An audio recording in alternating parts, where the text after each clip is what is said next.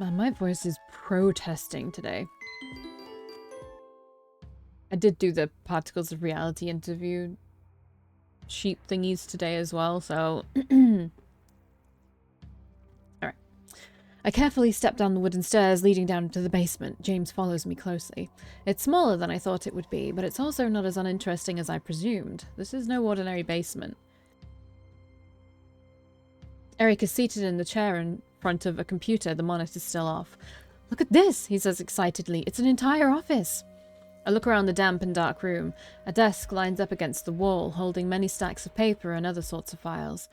I mean, they were accountants. They probably got some work done here, away from us, I explain. Yeah, but the entrance was sealed. How'd you open it? I didn't, or at least not on purpose. There's a hidden switch in the kitchen.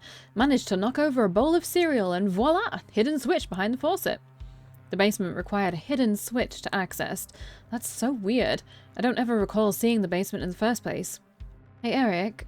I start slowly. I'm trying my best, but I can't actually recall a basement. I don't even remember the door. Am I crazy? Eric shakes his head. No, I don't remember it either. I think... He looks at all the equipment around the room. I think this was a secret base, and the door was hidden during the times we were here as kids. I scoff at the idea. Our parents were both boring accountants. No, who would need a secret room for that? But I really can't recall there being a door leading to the basement. Is it true? Was it hidden? The switch to open the entrance also had another switch to conceal it, he says in a serious tone. I think the last time Mum and Dad were here, they rushed out before they could conceal it. Maybe. Why is this room so important? Asks James, who's been standing near the stairs. This cabin was my parents', and we don't remember there being a basement here. They kept it hidden from us when we were young, but why? I wonder out loud. Sounds to me like your parents were doing things that children had no business being a part of, James explains. Eric snorts in response. Yeah, accounting is so scary. Can't do that around the kids, he says sarcastically. What if they were doing something illegal? I mention, my mind going to dark places. Like what? Laundering money? Asks Eric. Possibly. I don't know. You tell me why there was a hidden basement in the lake cabin. I will, once I boot up this PC. It's slow as hell. Eric complains angrily, pushing a button on the keyboard. Well, that's not going to help. I look around the place as Eric fiddles around with the computer. I spot a cell phone on the desk behind a suitcase. It's one of those older models, a flip phone with physical buttons. Hey Eric, whose phone is this? I ask, showing the silver phone to him.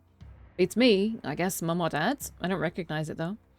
I tried to turn the phone on, but of course the battery has long since died out. I guess I'll have to charge it. Oh right, these older batteries didn't charge with the USB cable 8 years ago. They had their own plug. Where is it? James, can you look for a small black box with a cable running out of it? It should fit in the palm of your hand. Wordlessly, he starts scanning the room, helping me find the charger. Still curious about the rest of the room, I take my time looking around. There's a cabinet behind the stairs too. Just as I'm about to open one of the drawers, something bounces down the stairs. Ow! Eok yelps as he stumbles down the stairs. He crashes against James's chest, who huffs menacingly. Paul, have you become so incompetent you forgot how to use the stairs? He chastises him. I'm sorry, Prince James. Eok apologizes as he pushes himself away from James. Hey, Eok, are you okay? That looked like a bad tumble. I ask of him, worried he may have broken something. Ah, I'm okay. I came here because I heard voices, but I think my foot stepped on something. The three of us all look down at the floor and see that Eok's boot has dug down into the glass covering of a picture frame. Quickly, he lifts it up out of guilt. I bend down to pick up the broken frame and inspect the picture inside of it. It's a picture of my mum and dad, along with Kane's parents. The four of them were really close, and they all ended up working at the same company. I'm sorry. Eok apologizes with a grim expression. It's okay, the picture is still fine, see? I show him the picture. Who are they? He asks. These are my parents, I say as I point them out, and they're close friends, Kane's parents. They were all working in the same building when it was set on fire by a group of terrorists. Setting things on fire sounds like someone I know, James quips, staring at Eok. We never harmed any gout. They were strategic bombings. I would rather not think about bombings right now, thanks, I say with a heavy heart. I suddenly hear the computer whir and the monitor finally turns on. About damn time, Eric complains as he takes control of the mouse and starts digging through the PC. As I let Eric do his thing on the computer, I pocket the picture and investigate the rest of the room in search of a charger. Hey, Eok, can you help me look for something as well? I ask, and then explain what a charger looks like. Eok and James both start shuffling around the various objects on the desk. I walk around the stairs to reach the cabinet, opening up the drawers to see if there's anything useful inside. Just a bunch of files and paperwork. But then one of the files catches my eye. The name Mr. Invisible. That's a superhero name. I take the brown file out of the drawer. It's thin, there's not many papers inside. As I flip it open, I'm greeted by a detailed profile of Mr. Invisible. It includes his superhero picture, which is laughably empty because he can turn invisible, but it also includes a regular picture of him, face visible and all. What the hell? It's got all his personal information noted down too. Where he lives, what kind of day job he does, who his associates were. Why would this be here? Even if he was somehow a client for Mum and Dad's company, there's no way they would need this kind of information. I check the last paper in the file and I feel my heart drop into my stomach. It's a screenshot of a conversation he had with someone. I don't even need to scan it to see the notes taken at the bottom, in my mother's handwriting. Runner for Julio. A million questions race through my mind. Firstly, is Mr. Invisible connected to Julio? How? Julio is strictly against superheroes. Why would any super work for them? But most importantly, why the hell is Mum writing about superheroes and their connection to Julio? I say out loud. Eric spins around on his chair as he points at the screen. Valkii, I'm finding a lot of files on this computer, and not one of them has to do with accounting. Place the file back in the drawer, noting the other various files with superhero names on them, and I walk to Eric to check the PC. Let me guess, something about superheroes? Yep, it's really bizarre. There's a bunch of folders with all these superheroes, even some that has since vanished or died. Do you think Mum and Dad were investigating them? I ask, still confused about it all. It looks like it. Eric agrees and starts opening up the web browser. He digs through the history to see what website they accessed last. Valkii, he says in this chill voice when he notes the date. Yeah, I see it, I say, feeling my heart clench tight. The last time they accessed a website is the date of their death. That's impossible. Mum and Dad weren't even at the lake that day. They were with us. It was a normal work day. We both hold our breaths as the web browser loads the last website. Once it's loaded, it's just a simple map of an industrial area, a warehouse specifically. It's an address, Eric notes. The last thing they looked up was this warehouse. What was so important about it? Do you think they went to go check it out? I question. I'm not sure. They were with us that day, getting called into work. This warehouse is on the other side of town. Earthling, isn't this one of those Zupazoots you design? James suddenly takes my attention away from the PC. He means super suits? Yeah. James has pushed the cabinet as I was looking through earlier out of the way, revealing a glass case behind it. Inside are two mannequins dressed in what seems like a super suit. They're matching. It's clearly meant for a man and a woman. Eric pushes me out of the way and presses his nose up to the glass. Fucking fuck! Those are super suits! He screeches. I don't have any words. All this information is so heavy on me that I sink to my knees. Eok rushes over to me. Valkii, he gasps, are you not feeling well? Just feeling extremely woozy. I breathe out in discomfort. Eok helps me stand up straight. No way, Eric says astonished. There's just no way. Mum and Dad had no ability. They were normies, just like me. You're the only one of us who was born with one. Mum and Dad were just accountants, Eric repeats in his head. Well, he's not repeating it in his head, he's repeating it out loud. But no matter how much we fool ourselves, we can't deny what is right in front of us, a super suit for our parents. I don't recognize the suits at all. I've never seen them before in my life. I'm a little confused here, says Eok. That makes two of us, I quip. Seems like your parents had secrets they didn't want their children to know after all, James accurately observes. That's one big fucking secret, Eric grunts loudly. They were vigilantes. Vigilantes? Like rebels? Asks Eok. A little? I say, not sure how to explain. In my world, you have to register as a superhero to be able to openly practice your ability. But Mum and Dad weren't registered, Eric finishes my thought. And yet they have a secret base and a super suit. They were doing this off-grid. They were vigilantes right under our noses. How the hell did we not see this? Calm down, Eric. For all we know, this is not actually Mum and Dad. Maybe it's... I don't know. Maybe someone else? Kane's parents? I suggest. They were also normies, he points out. Well, I don't know. Nothing we know seems to be true anymore. I lash out at him. Anyone who keeps something from their loved ones must have a very good reason to do so, says James. Agreed. It sounds like they hid it, but not with the intention of deceiving you, says Eok. I run my hands through my hair as the world that I thought I knew spins upside down. The fire my parents died in. It was a terrorist attack claimed by Julio. It seemed random. They were at the wrong place at the wrong time. At least, that's what I believed. But all this evidence in my face is screaming at me that my parents weren't just regular accountants who perished in a fire due to bad luck. Instead, they may have actually been connected to this all. Vigilantes, superheroes who work in the dark and go against the government. They don't believe in registering and openly advocate for any super to use their ability in public. By definition, they would be Julio's #1 enemy who wants to rid the world of supers. I can suddenly feel tears fall down my face. Did Julio kill them because they dug too deep? I ask out loud to no one in particular. Eric looks at me with a grim expression. He doesn't say anything, but his silence speaks volumes. I need some fresh air, I say, feeling like the walls are closing in on me. I quickly run up the stairs to flee the basement. I crash down on the couch. My mind is racing. It's hard to calm down and organize my thoughts. Everything I knew about my parents has been an outright lie. Simple, hard-working normies who perished in a terrorist attack. No, instead I find a secret lair with files on superheroes in their own supersuits. I sigh out loud in frustration. I hear steps going up the stairs, and it's James who appears in the door opening. Not saying a word, he slowly approaches me, standing behind the couch. Running away? He chimes in. Running away from what? I bite back. He shuffles on the spot, pausing for dramatic effect. The truth. Look, everything I've ever known about my parents turned out to be a lie. I'm not in the mood to argue with you.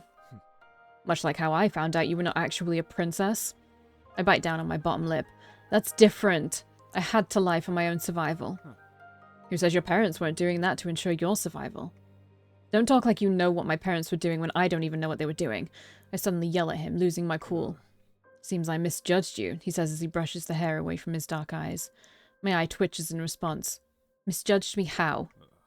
You're sitting here, crying about your family lying to you when you could be finding out who they truly are. I glare at him as he retreats. Where are you going? I call out after him. You can't just leave after saying something like that. The train, he huffs loudly. What else is there to do? He then opens the front door and disappears outside. I huff and cross my arms, suddenly annoyed at him. Sitting there, fuming at myself, I realize I acted very aggressive towards James, and it's not even his fault this time. I'm just so confused and angry. My parents suddenly don't feel like my parents anymore. But James is right. I should be finding out who they really are then, and why they kept it hidden from us. I get up from the couch and go back down into the basement. Ah, Valkii, we found the box, says Eok once I'm back downstairs. He's holding an old charger. Oh, thank you, I say and grab it. I quickly plug it into the nearest outlet and start charging the cell phone. Perhaps we can find some good information on it. Valkii, says Eric, I've been digging more and more through these files. There seems to have been a clean wipe at a certain point, with some files missing. From what I can deduce, it seems Mum and Dad were definitely a part of a group of vigilantes. Still can't believe it. Vigilantes? What kind of abilities did they have? I ask. They've never shown an inkling of power to us. I don't know. Maybe they took up the cause despite still being normies? Eric tries to open a folder on the computer, but a prompt window shows up instead, asking for a password. Oh, there's actual security. Try our birth dates, I suggest. Mum and Dad weren't the brightest when it came to technology. Eric starts typing away on the keyboard, but both our birthdays are rejected as passwords. Anniversary? I propose instead. Rejected again. Seems I'm gonna have to crack it. I'll leave that to you then, I say, and resume my attention back to the cell phone. What kind of device is that? Asks Eok, looking at it with curious eyes. We call it a cell phone. It's a communication device. It's a very old one, so I'm charging it up with power so I can turn it on. I explain. Communication device from your parents? I'm not actually sure. I don't recognize it. The phone's charging light finally lights up, indicating it's got enough power to turn on. My fingers immediately hold down the on button. The screen flashes with the logo of the phone. Eok looks on in amazement. I'm hoping there's no PIN code on this, otherwise I wouldn't know what it is. Luckily, the phone boots up without asking for a PIN confirmation. I searched through their text messages, but it's empty save for a single message. On my way. The number is not saved as a contact, so I don't know who it's from. The date of the text message is... My eyes flutter downwards, the date of their death. Along with the last usage of the computer, Mum and Dad were definitely here the day they died. Perhaps the message came from Kane's parents, who said they were on their way to the office? That would make sense, at least. They're dead too, so their phone number would be out of service, or someone else may have gotten it. But I end up calling the number anyway. It's ringing. I wait as the ringing fills my ears, with my breath stuck in my throat. I expect to hear a message saying the number was out of service, but it turns out it's still in use. Someone picks up, but it's silent on the other end. Hello? I croak out. Immediately, the line disconnects. Huh? Were you calling someone? Asks Eric once he's noticed what I've been doing. Someone picked up, I say, staring down at the screen. Who? I don't know. There's no name saved with the number, but they sent a text message to Mum and Dad on the day they died. Eric's eyes turn serious as he realizes the gravity of the implications as well. Call again, he tells me. I redial the number. I go straight into an automatic message that the number could not be reached. I sigh exasperatedly. They turn their phone off. So it is a person at least, Eric notes. I nod at him. I may not have heard anyone, but somebody definitely picked up and got spooked as soon as I spoke. I check the contact list in the phone, but as expected, it's empty. Looking at the call history, it's a bunch of calls to the same number I made just now, including one made on the day of their death. Oh, I noticed another number was called before. However, when I try calling the number, it's out of service. There's nothing else of interest on this phone anymore, and I close the phone with a snap. Done looking through the communication device? Eok asks. There wasn't much on it, just dead leads. I'm still working on the computer. I may have to write my own program to hack it. Might take a day or two. Eric mentions his progress. Hey, what if I go to that warehouse? I suggest. It was the last thing they were looking at, after all. Maybe we can find something there. You're not allowed out. Eric doesn't seem to think it's a good idea, though, having this grumpy expression. Did you forget you're under house arrest? Oh. Yes, I totally did just now. Besides, I can see just from here it's an empty warehouse. Besides... It's been 8 years. It may not even exist anymore. Well, don't you want to find out? I say with a pout. Of course I do, he groans. Let's dig through everything we can find here before we start breaking any rules or contracts, alright? Well, he's got a point. There's a ton of things to shift through in this basement. Alright, I'll look through some more files, I say as I start walking towards the cabinet. I'm about to ask Eok for his help to find anything that looks interesting, but I realize he can't read our language, so he's not much use. Why don't you go train with James? We can take it from here, I tell him. Eok politely bows in front of me. Will do. Good luck in your search. Thanks, I say with a smile. My search through the basement was more or less the same. A bunch of files on superheroes and other people. It's got addresses, occupations, pictures, known associates, etc. They were really doing their research on these people. I recognize half of them, superheroes that were quite prolific 8 years ago. Some of them have since vanished, never to be seen again. Most speculated that they simply retired and led a quiet life, pretending to be a normie. But there were also a lot of files on regular people, and those had a lot of notes that they were connected to Julio. I had to take a break from all this information, so I went ahead and started working on James's supersuit. Or well, his training armor, as he likes to call it. Eric is still busy trying to hack the password on the computer. I briefly wonder if I should let Kane know about all this, but even I have a hard time wrapping my mind around it. My parents, vigilantes, who could have known? A day later, I wake up thirsty and end up going to the kitchen to get something to drink. I've not been sleeping very well due to lying awake at night because I can't stop thinking about my parents. Someone else is in the kitchen with me. James! Oh, he's freaking almost naked again. Oh my god, look at his underwear. Although he's wearing that alien underwear, that's so funny. Naked again, I see. I muse out loud when I see James's bare back rummaging through the fridge. Seems he had the same idea for a midnight drink, or snack, and of course, only wearing underwear. I try to control myself as I notice he's wearing the alien-printed underwear. I can't just burst out into giggles. With a huff, he turns around to face me, a glass of milk in his hand. Stop showing up unannounced and I will dress myself decent, he argues back. Or you could realize there's other people living here besides yourself. Just a thought. Does it bother you that much? He asks with a sigh. Not really. You have a nice body, I mention casually, eyeing him up and down. James raises both his eyebrows. What is that supposed to mean? What other meaning could it have? I question back. You're being intentionally unclear. I'm just saying you're not bad to look at. I raise up my arm to quiet him before he can speak. And before you start saying I'm seducing you again, let me explain that a lot of humans on Earth would say you have an ideal body. I'm unsure why I'm getting all technical on him. It's weird to admit he looks nice, attractive even. I have an ideal body? He questions. Well, to a lot of people, I say awkwardly. Of course I have an ideal body. I must work at it every day to perfect my training, he boasts. Well, you've definitely been doing that constantly, I say with a small sigh. How is my armor coming along? He asks. I step closer to him and take the glass of milk out of his hand. He doesn't complain or pull away. Slower than I'd like, I admit. As I take another cup out of the cabinet, I set them both down on the counter and pour in some chocolate powder, stirring it gently and throw it in the microwave for good measure. What with finding out my parents were vigilantes, I haven't gotten much work done. Are you still investigating that? He questions. It almost sounds like he's interested. As much as I can, searching through their files, what they were doing, who they were talking to. A list of the things I've done. Your world is very odd, he says. How come? I ask. The microwave beeps. The hot chocolate is done. I remove it from the microwave and hand one cup over to James. Careful, it's hot, I warn him. He takes a small sip, seemingly enjoying the taste. You said people cannot use their powers in public. They have to hide. Why should someone powerful have to hide themselves? They should fear them. I drink some of my hot chocolate before answering. I mean, I agree with you. I don't think we should have to hide it either, but I don't want people to fear me, I say. Yes, you're not especially fearsome. He agrees as he blows on the cup of hot chocolate to cool it down. Hey, I exclaim indignantly. I can be fearsome if I want to be. I am shivering in my undergarments before you. He mocks me with a cocky smirk. I puff out my cheeks from behind my cup of hot chocolate. I may not be physically intimidating, but I am a force to be reckoned with when it comes to a battle of wits. What are you going to do, annoy people to death with your incessant talking? He scoffs.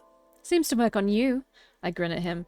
He huffs defiantly. You are annoying, yes, but I'm still alive. Am I annoying you right now? I ask instead. He closes his mouth, his eyes softening as he looks down at the counter. No, he confesses. A simple answer, yet it suddenly makes me speechless. I didn't expect him to say that. Get some rest. You look like you haven't been getting enough sleep the past couple of nights, he says, suddenly turning away from me, taking his cup with him. Thank you for the hot chocolate, is all he says before he leaves the kitchen. See?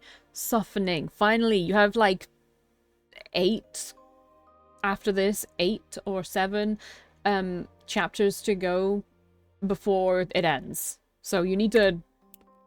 Snappy. I lean my elbows on the counter, my fingers wrapped around my cup, suddenly deep in thought. I didn't think it was obvious that I wasn't sleeping very well. I finished the rest of my hot chocolate. This wasn't so bad, running into him at midnight, having an actual conversation. After my late-night chat with James, I managed to actually get some sleep. It's Eric who wakes me up to tell me to come down to the basement. Did you finally unlock it? Yes, I did, he boasts, looking a little like he's had 10 cups of coffee. I eventually had to brute force it, which took a considerable amount of time, but it's done. I can see the folder. I hunch over the desk to look at the monitor. What was so important it had to be hidden? It's a single picture. A picture of someone on a terrace, drinking in broad daylight. What? What is so special about this?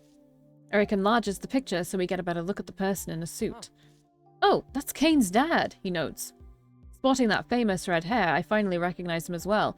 It's been so long since I've seen him, but that's definitely Kane's dad, Benjamin.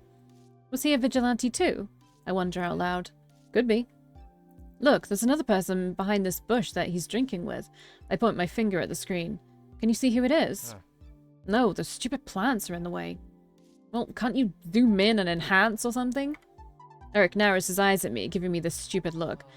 Zoom in and enhance, he stresses. What the hell do you think this is? Some movie where we can magically find out a person's face because it was reflected on someone's eyeball? No, I can't create pixels out of nothing. Okay, geez, I get it. I was just making a suggestion. I grumble. I take a picture of the monitor with my own phone so I have a copy on hand. Eric closes out the picture and checks out the folder one more time, but it really is a single file in there. I don't get it. Why go through all the trouble of protecting this picture? He questions. I think whoever Kane's dad was drinking with was a very important person. It has to be. Maybe he was undercover and trying to gain the trust of someone in Julio. Maybe that's why the folder was protected. Is it Neil? Is Neil evil? We should tell Kane, says Eric. All of this, it's bigger than us. It involves Kane just as much as it involves us. No, I agree.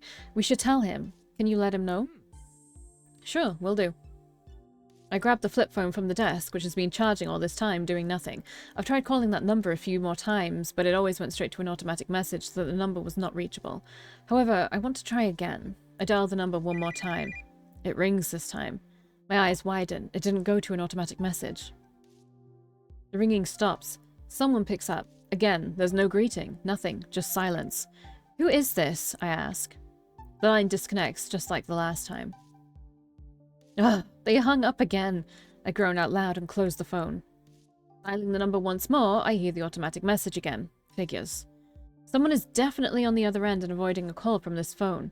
Who is it? It's driving me nuts. Eric, can't you figure out who this number belongs to? I whine. You think I haven't already tried? He huffs. It's been scrubbed clean. A secure line. Can't find shit on it. Besides, I'm an engineer, not an investigator. I sigh loudly. I know. You know, we really should visit that warehouse. Eric suddenly types in the address in the web browser and opens it up. He turns on Street View so that we can see a rendered image of the appropriate address. There's nothing there aside from a bunch of rubble. A few years ago, it got burned down and eventually taken down completely. There's nothing there to see. No, I really wanted to visit it and see for myself, but it's already gone? I guess that makes sense. 8 years is a long time for buildings to appear or disappear. Well, I'm gonna keep digging, find out what I can, says Eric, sounding determined. I rub my temples with my fingers. So much to think about. Time for a break from all this. To keep myself distracted from everything we've found so far, I throw myself into my work. I even avoid social media as much as possible, which is still buzzing about my super mole girl antics. That really shouldn't be a big deal. Right? Am I crazy? Especially when you give someone a really lame name, like Mole Girl. My lips are so dry. James is getting his supersuit, and that's final. So I work extra hard and long nights to finish it. It's been 5 days since we discovered the basement, and I finally finished the suit. I called James in for a fitting. About time you finished my armor, he complains as he enters my room. Leave your complaints at the door, alright? I would much rather hear some gratitude from you, because I didn't need to do this at all. I don't recall asking you to make one, he grumbles. It's that thing again. I didn't ask you to do that. I put on a deeper voice. These clothes are too tight. I am a bulky man. I need training garb. Ah, I imitate his voice. I do not sound like that, he hisses. Come over here and put it on. I grab his wrist and pull him along, showing him the supersuit laid out on top of my bed. So that's what you made? He asks, eyeing the pieces of fabric. Yes, do you need help getting dressed? I have learned the art of zipping. I am fine. I choke back a laugh. Zipping. Alright, don't forget to zip up the back. I turn around to give him some privacy as he starts to undress. Not like I haven't seen him in less. Hearing the soft rustling of fabric behind me, James zips up the back. I turn back around to see him in his new suit. Pretty nice. God damn. I'm good. Let's take a squeamy. I see him wince as he moves his head. Huh? What's wrong? Too tight? I ask, suddenly concerned about the fit. James reaches behind the back of his neck. Something seems to be irritating him there. I can see from here, the back of his hair has gotten stuck in the zipper. Okay, you really do need to tie up your hair or cut it off, I say, sighing. It's fine, he attempts to convince me, trying to get his hair free from the zipper. Here, bend down, I say, flagging at him. James surprisingly lowers himself so that I can reach the back of his neck. There's a tuft of hair stuck in the zipper and I gently remove it. He straightens his back and flips his hair out of his face.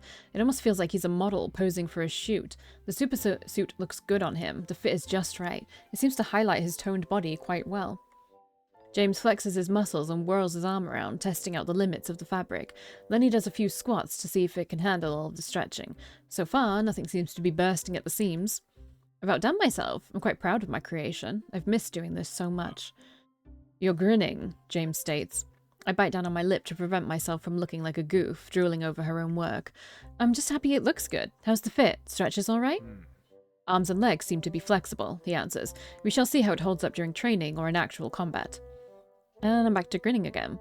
You'll see it holds up quite well. I make nothing but the best, unlike that armor from Yule, which seems to get blown up all the time.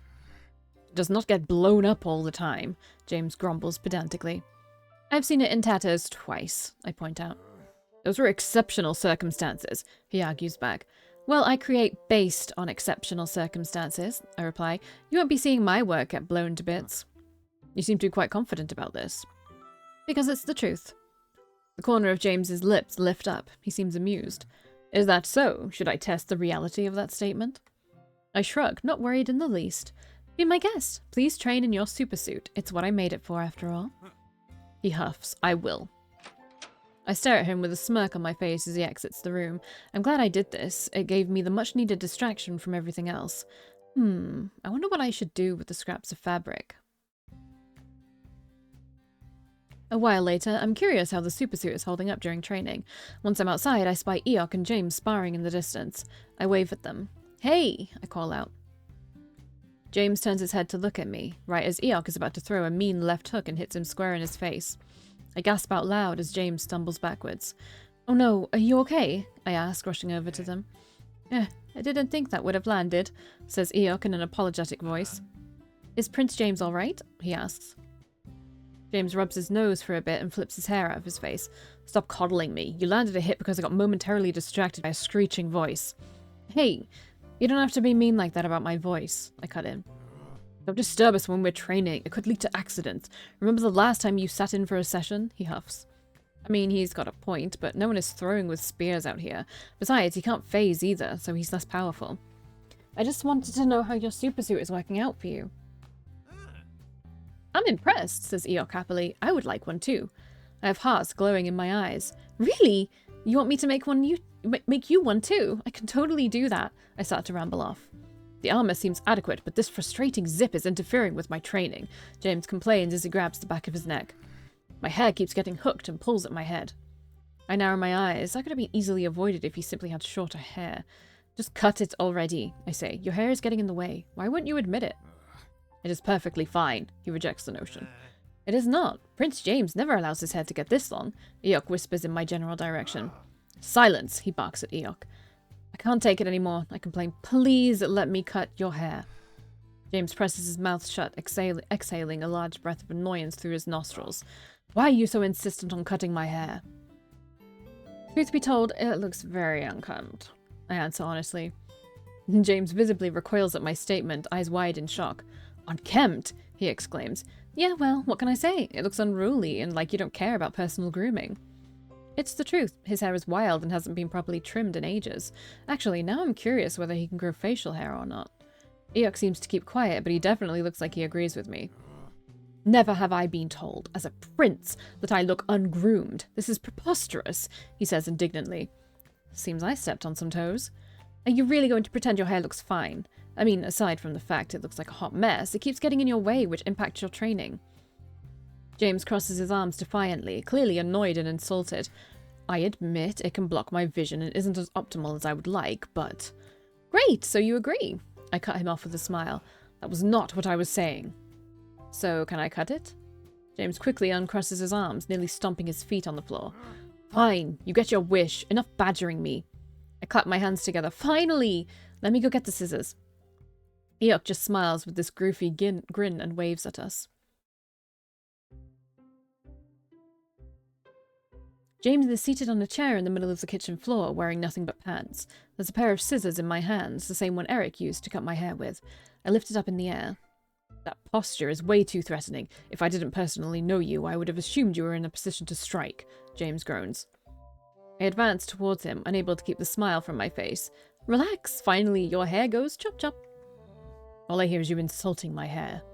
Don't worry, I'm going to make you look good. James raises an eyebrow. You want me to look good? I nod. Yes, and of course give you a more practical haircut. Then hurry up, he says, leaning back into the chair. Mind the ears, he warns me. I circle around him so that I can see the back of his head. I plunge my fingers inside of his silky smooth hair, pulling it down so that I can take the first snip. Seeing a tuft of his black hair fall to the floor is super satisfying. See, that wasn't so bad now, or was it? I say, leaning in closer to his head. You are acting like my hair is sentient and capable of feeling pain. Honestly, with the way you were resisting my offer to cut your hair, I wouldn't be surprised if it could. We may be two completely different species, but I doubt our hair differs all that much, he grumbles. I snip away some more hair from the back. I'm actually surprised by how alike we are, I muse out loud. Are you really comparing yourself to me? Your body has not an ounce of muscle on it, much like the rest of the earthlings I saw. I end up pouting. I admit I don't really work out, but not a lot of people here train as much as you do to achieve that ideal body of yours. Sounds to me like you're jealous. I end up cutting off more than I wanted to as I jerk upwards in response to his statement. I'm not, I deny. I'm perfectly fine like this. I don't want to imagine what I'd look like if I was as muscular as you. I cringe at the image in my head of a very buffed version of myself. You would look like a respectable warrior. Well, I'm not a warrior, I feel the need to say. Clearly. After that, James keeps quiet as I continue trimming the back of his head. I can now actually see his neck. It seems like a decent length. I turn towards his side and start taking in the hair there. Is being muscular such an important aspect to you? I ask in a soft voice, my mind still on that subject. Of course. Rahu pride themselves on their physical prowess. Being strong is the most important factor, he answers. Only strength? Is there anything else important to you? His eyes move to the corners to look at me. What else is there? I nearly chuckle in response. Surely people have some other merits besides pure strength, right? Maybe they're really smart, or perhaps they're very creative, or maybe they are just super charismatic. I pull a lock of hair straight over his ear, measuring the length. Guess I could keep the length just slightly over his ears. I notice James pulling away from me slightly. Please sit still, I tell him, moving his head back where it was before. I can't cut it straight if you move. Oh my god, are his ears like... You know what I mean? James huffs. Don't you dare touch my ears. I won't. I'll be careful. He's so sensitive about letting me cut his hair. I resume my work, snipping away, slowly but surely, getting his hair to a nice length. There were some Rahu who was smart. James suddenly speaks up. They were in the minority, though. Most of them rejects of society, unable to find a mate of their own when they were so weak.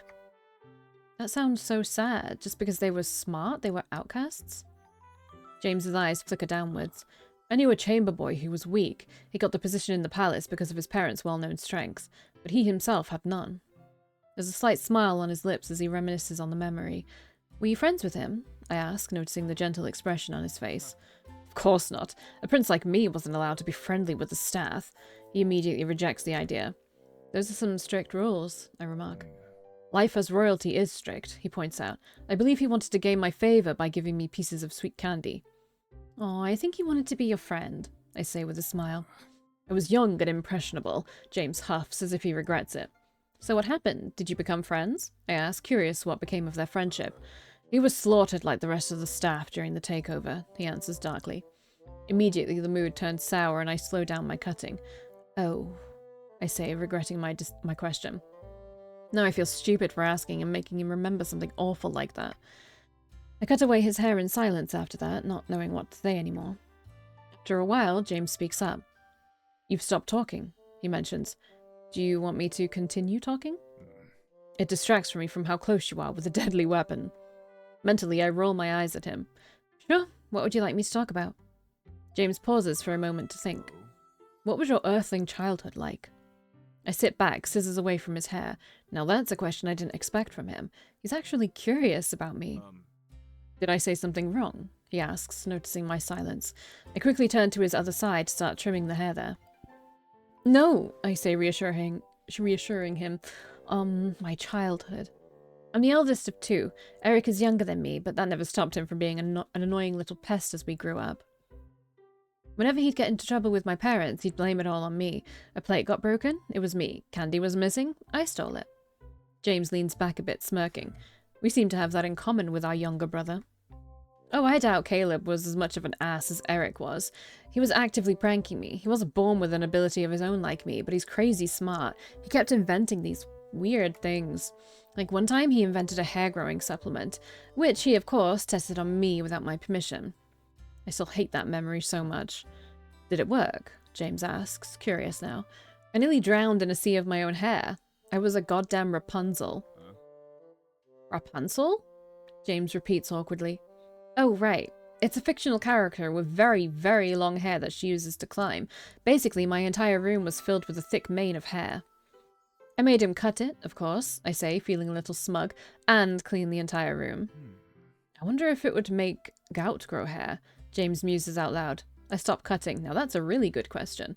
How do you think Eok would look like with a full head of hair? I question. Like an abominable evolutionary reject, he answers. I can't help it. I laugh out loud. The image of Eok with a mop of red hair on top of his scaly head, combined with the reject remark from James, is all too funny from me. Best to not let him hear this, I say as I resume cutting his hair with a grin on my face. I'll be sure to let Eok know that you made fun at his expense after hearing him being called an abominable reject. I gasp. You wouldn't. A sly grin creeps on his face. Try me, he counters almost playfully. I huff and puff, pulling down on his hair, causing his whole head to fall to my side. Be careful, he warns sternly. You know, I'm the one with the scissors here, I stress in a high tone, playing along. That you are, he agrees. And I could oh so easily slip, and I brush his hair away from his ear. Oops. I could have nicked your precious ear, I say, my fingers trailing his cartilage. I wait with bated breath for his response. For once, we're having friendly banter and it's amusing. Except he remains quiet, eerily so. He's not moving either. Finding it strange he's not replying, I look over at his face. Oh, are we gonna get a... Why are you almost sitting on him? That's crazy. There's this pained expression on his face, jaws clenched tight and pupils turned into tiny slits. What? Wait, is he in pain? Oh my god, did I really nick your ears? I quickly check his ear, touching and lifting it to find any small wound I may have accidentally caused. I knew it. James makes a strange noise. Like it's magic, the colour of his ears changed from his usual tan skin tone to a very deep maroon. What? I breathe out, completely confused. It's then that I realize the colour has spread over his entire face as well. He is completely flustered. James loudly grinds his teeth. How long are you going to continue to assault me? He suddenly yells, getting out of the chair and backing off. My jaw drops open. Excuse me? Assault? I question in confusion. James holds a hand over his ear in a defensive manner. The colour of his face remains unchanged. I start piecing things together. He's not in pain. He's completely embarrassed. Embarrassed of what, exactly? You continue your barrage of seductive tactics on me. I won't stand it anymore. Seductive tactics? I echo mindlessly. Thinks I'm seducing him again. All I did was touch his ear. You were kind of almost sitting on his fucking lap as well, but whatever, I guess. Wait. Oh. Oh. Are your ears, sensitive? I ask, raising half an eyebrow at him. Of course they are, he huffs indignantly. To touch another Rahu's ears the way you have is unspeakable. I feel myself shrink. I know he told me to be careful of his ears, but I thought he was just worried I was going to nip him with the scissors. Not because... well, because of this. I am so sorry. I didn't know. I apologize profusely. I mean, my ears are a little sensitive too, but I wouldn't have the same reaction as you would if someone touched mine. I didn't realize yours were that different, I explain myself. Strangely enough, this makes James look even more insulted. The touch of another Rahu's ears is part of the mating ritual, only reserved for their mates, and you so blatantly... I can feel the cold sweat trickle down my back, and then suddenly my face is completely red as well. Mating ritual? I repeat with a gulp. Did I just unknowingly participate in some kind of sexual act? God, I feel awful and so embarrassed. You were... James starts, still rattled. You were trying to arouse me. My face fills up with all the blood in my body that my legs suddenly give way and I collapse to the floor. Nope, nope, nope, nope. Please let the kitchen tiles open up and swallow me whole, because I don't think I can face him ever again, knowing I was trying to arouse him by touching his ear. I bury my face in my hands. Oh god, I'm so sorry, I really didn't know. I apologize again. James finally lowers his arm, unguarding his sensitive ear. His face isn't as red anymore as he tries to compose himself. He awkwardly clears his throat. Earthlings do not have this feature? He asks, unsure. I shake my head. No, I'm fine touching it, see? I say, touching my own ears like it's nothing. When I start thinking, wait, is me touching my ears the equivalent of me flashing my breasts to James? Sheepishly, I stop touching my own ear and cover it with my hair, feeling even worse. James runs a hand through his freshly cut hair. Loose strands fall down onto the floor. Very well. I shall accept your apologies for your ignorance and pretend this never happens, he says in an eerily chilly voice. But I cannot allow you to continue cutting my hair anymore, he finishes. Totally reasonable, I quickly agree. I wasn't finished with his haircut. The front still covers his eyes somewhat, but I guess this will do, because I don't think I could go near his face again without bursting into a blush. We are finished here, he says in an almost robotic tone. He then turns around and leaves the cabin. I scream a bunch of obscenities into my hands once he's left. A jolt of vibration startles the hell out of me. Oh, it's the flip cell phone that I still had in my pocket. I've been carrying it around. Wait, I'm getting a call. Clumsily, I fish it out of my pocket and shakily press the accept button. Hello? I breathe out uncertainly. There's no sound on the other end. Who is this? I ask. 118 Beaumackie Street, tomorrow at noon, says a male voice.